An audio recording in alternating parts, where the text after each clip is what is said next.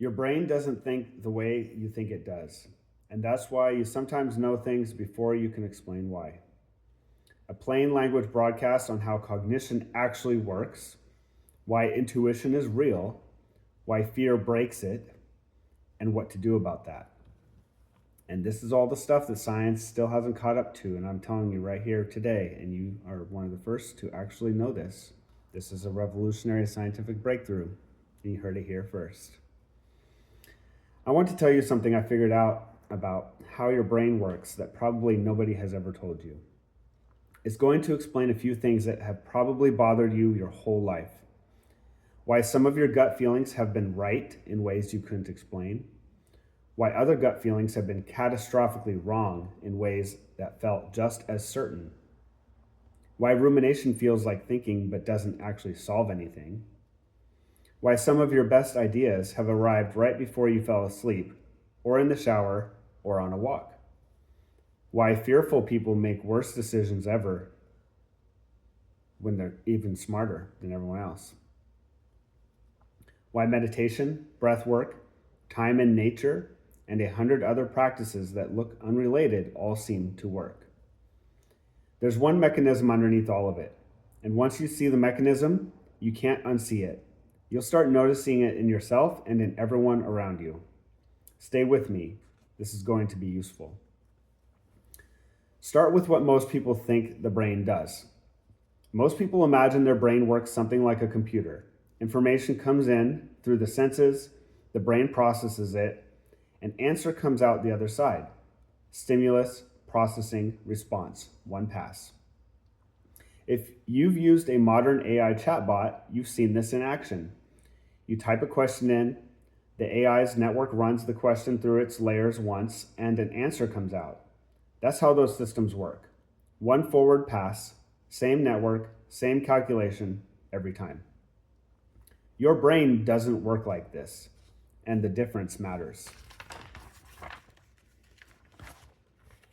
What your brain actually does. When you encounter something, a question, a face, a situation, a problem, your brain doesn't run it through once and spit out an answer. It runs it through repeatedly. The same brain cells fire again and again and again, but each time they fire, the pattern of connections that's active is slightly different. The brain is exploring. Each time it loops, more of the relevant memories get woken up, more related concepts come online, more of the context gets woven in. The first time the loop runs, the output is hazy. You don't have a clear thought yet. You have a vague sense of something. The second time, it's a little clearer.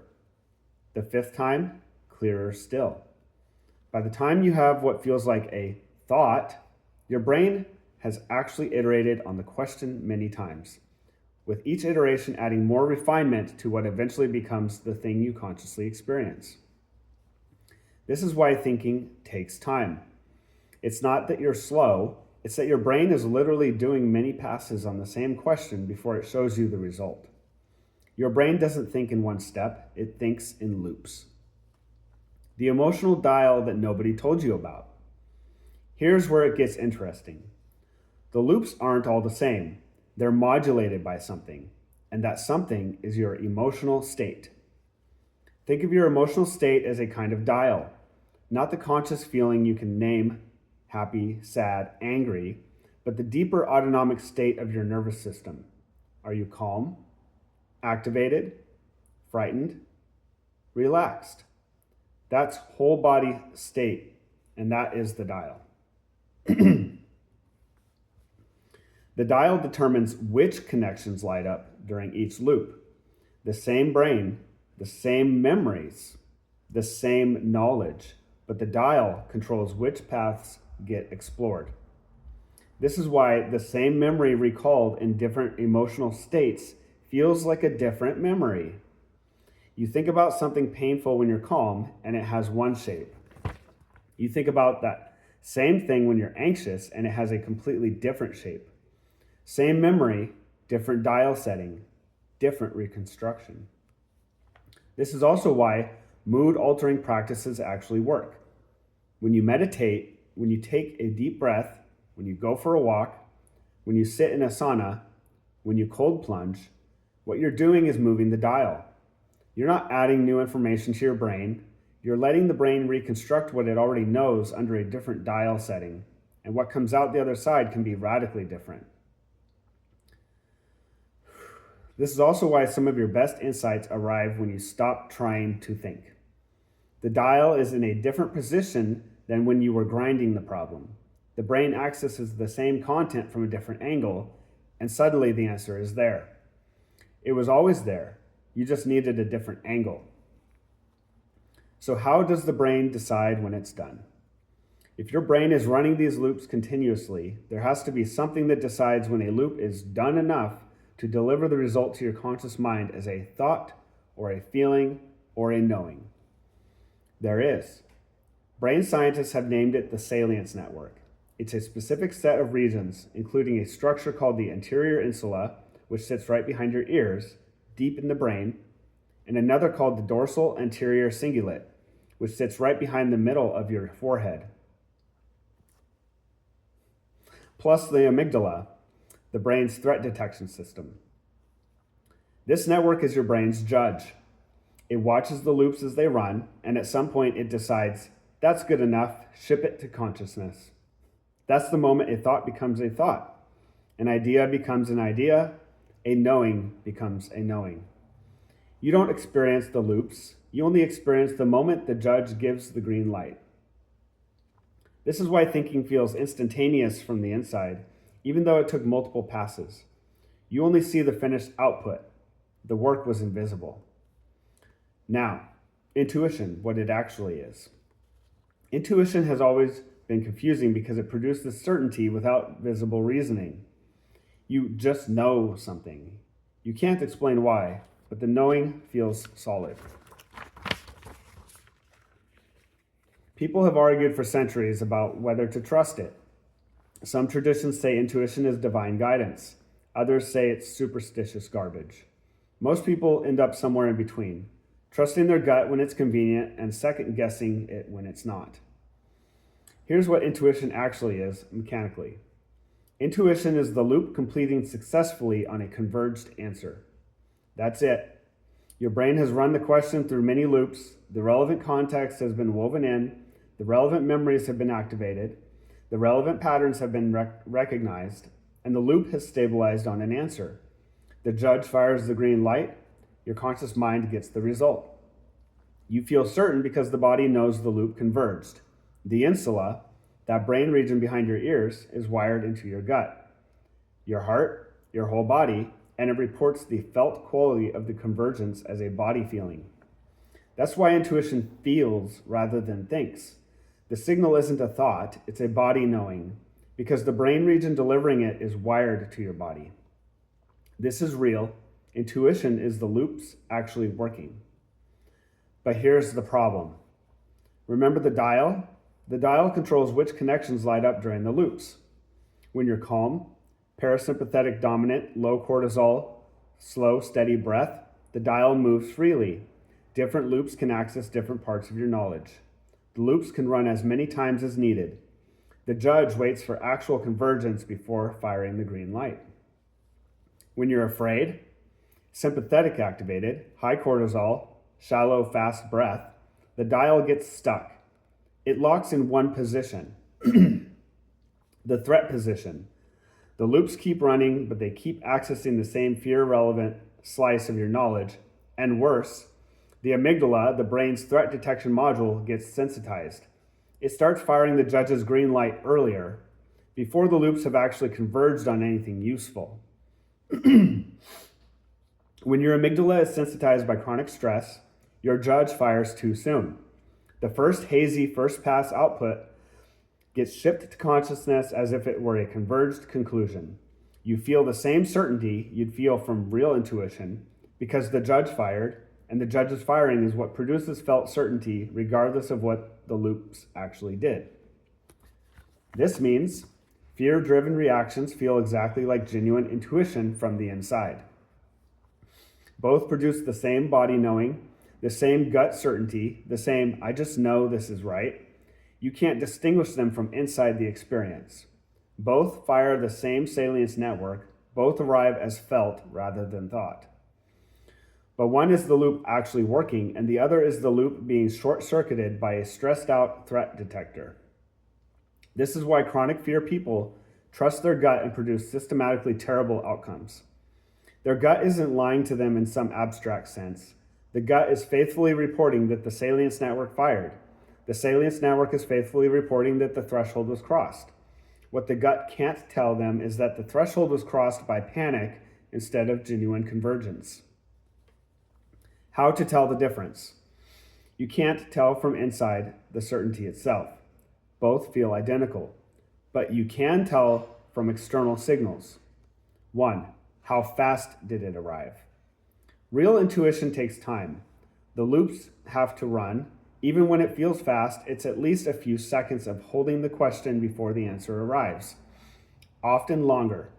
Overnight, after a walk, after sleeping on it, or months, days, weeks, decades, years, converging on a single idea. Fear-driven reaction arrives instantly. The amygdala has short-circuited the loop. If you got certainty in less than a second, suspect saturation, not convergence. That's reactivity, not responsiveness. 2, what does it do under questioning? If you ask yourself, why do I know this? And the answer gets clearer and more detailed as you sit with the question, that's convergence. The loops keep running and they have more to say.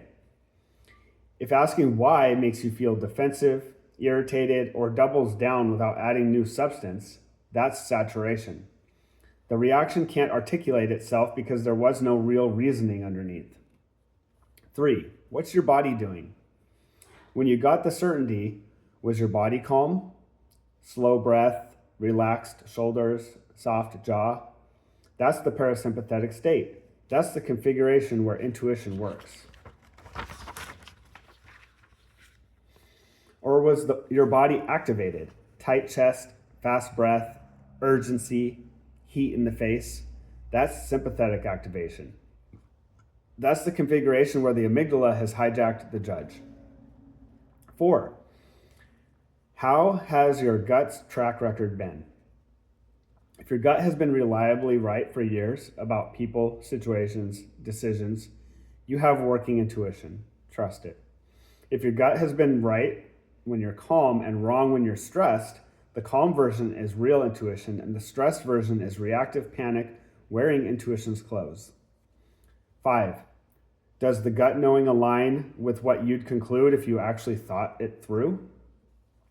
Real intuition is the brain doing the thinking quietly and delivering the result. So if you sit down and reason through the same question carefully, real intuition usually agrees with the careful reasoning, because the careful reasoning is just doing slowly what the loops did fast. Reactive panic disagrees with careful reasoning. The careful reasoning would notice the evidence the panic is ignoring. Why every wisdom tradition has said the same thing. Here's what's striking. Every contemplative tradition across every culture has independently taught the same sequence. First, settle the body, then trust the knowing. Be still and know that I am God. Buddhists call it upekkha, equanimity, before insight meditation. Stoics called it apatheia, freedom from disturbing passions, before virtue perception. Christian contemplatives called it purgation, before illumination. Sufis called it fana, annihilation of the small self before bhaka, subsisting in God. Hindu traditions called it vairagya, dissipation, before viveka, discrimination. Tantric traditions call it samadhi, concentration, before prana, wisdom. These traditions developed independently with no shared technical vocabulary in completely different cultures. And they all converged on the same instruction. Calm the body first, then you can trust what comes through. What were they all noticing? They were noticing that the dial position determines whether the loops work. They didn't have brain scans or neuroscience papers. They just noticed empirically. across generations of practitioners that knowing from a calm body is reliable and knowing from a fearful body is not. The traditions were correct. The mechanism is what we just walked through. And one more thing. You've probably heard somewhere along the way about the default mode network, the brain network that's been blamed for rumination, anxiety, depression.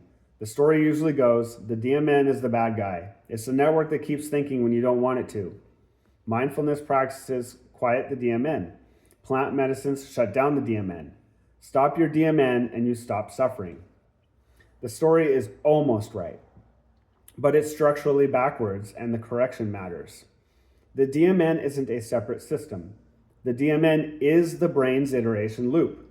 The same loop that produces real intuition when the dial is free is what produces rumination when the dial is stuck. You don't need to defeat the DMN. You can't actually. Turning it off would mean turning off your ability to think. What you need is to free the dial. This reminds me of all the people trying to get rid of their ego. That effort in itself is egotistical. That's what every practice that actually works does. Meditation frees the dial. Breathwork frees the dial. Cold exposure frees the dial. Time in nature frees the dial. Real human connection frees the dial. Plant medicines, used with care, free the dial. Walking, dancing, swimming, singing, all free the dial. These practices look unrelated. They are mechanically the same practice. They all settle the body out of fear lock, which lets the dial move, which lets the brain's iteration loop run the way it was designed to. When people say, my mind quieted down after meditation, that's not the loop stopping. The loop kept running. The dial just started moving. Same architecture, same neurons, different output because the input was different. The brain is innocent. The fear is what's hijacking it. What this means for you. 3 practical takeaways. 1, your intuition is real. It works. It's been faithfully reporting your brain's actual cognition for your whole life. When it's been reliable, that wasn't luck. That was your loops actually converging on real answers and your body delivering the result. 2, when you're afraid, your intuition is not the thing speaking to you. The thing that feels like intuition when you're stressed is panic wearing intuition's clothing. It is the amygdala short-circuiting the judge. It is the dial stuck in one position. Don't trust it. Settle the body first, then check. 3, the path to better thinking isn't more thinking, it's a calmer body. Anything that calms your body, sleep, breath work, cold water, walking, real food, fewer screens, less rumination fuel, less artificial fear, improves your decision making more than any amount of harder thinking would. The hardware is already there. The hardware is working. It just can't run cleanly when the dial is locked.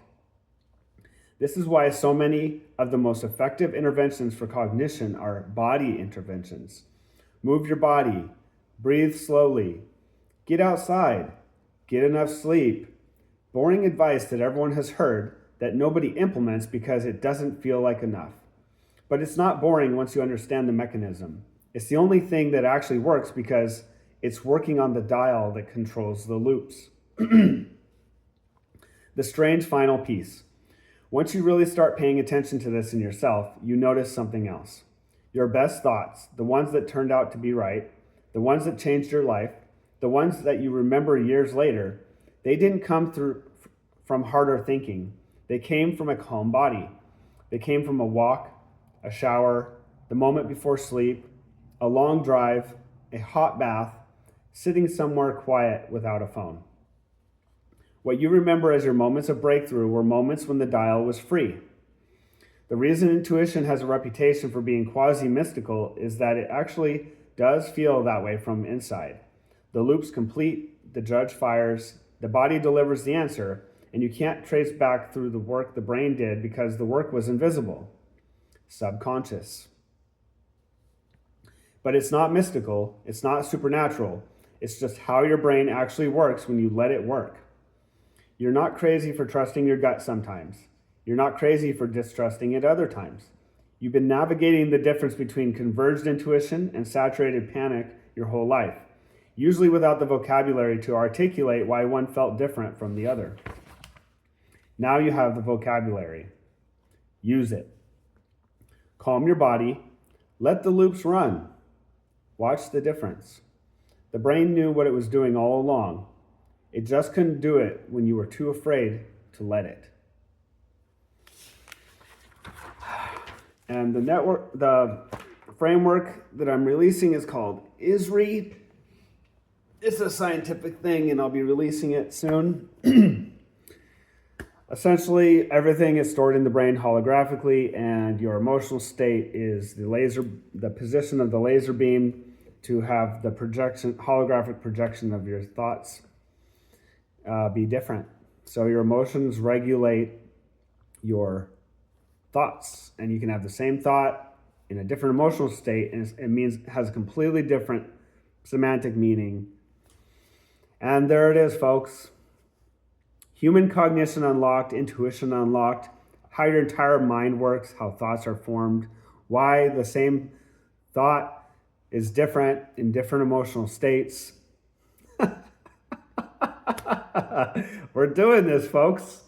We're here. We are waking up to ourselves and how we work. It's so glorious. I love all of you. Be well and go calm that body. Vagal toning, chanting, meditating, breathing. Just calm and peace. It's not about working harder. It's not about thinking harder or more. It's not about solving problems. It's about maintaining coherence and calm and peace, like everyone throughout all the ages has been trying to tell us this whole time. That's it. You can think clearly. Your mind will do the loops, and it will build the pictures in our minds, and it will give us the solutions handed on silver platters right in front of our faces automatically while we're just chilling and enjoying and playing and flowing, going with the flow. I love you. I love you. You're here. There's nothing to fear, nothing to worry about. The only thing to fear is fear itself. Be well.